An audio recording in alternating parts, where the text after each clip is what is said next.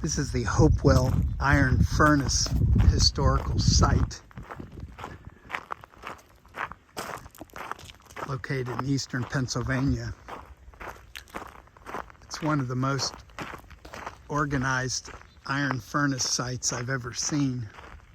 I'm walking up to where it's located.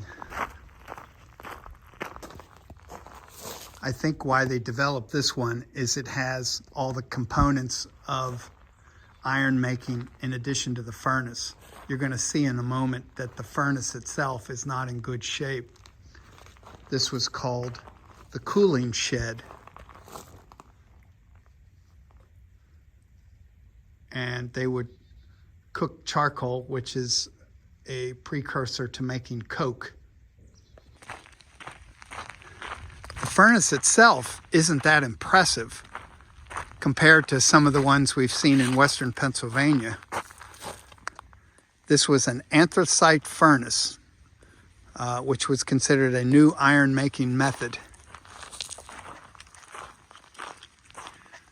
Although it's kind of cool that you can walk inside and get the whole feel of what an iron furnace was like.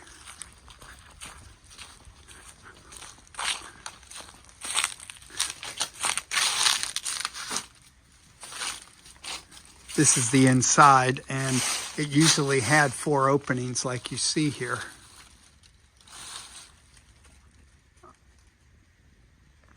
This campus is between Pottstown and Reading in a little town called Elverson, if you ever want to check it out. I just happened to stumble across it today.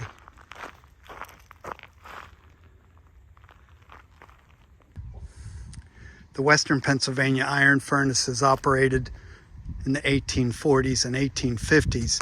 This one actually dates back to 1772, before the Revolution.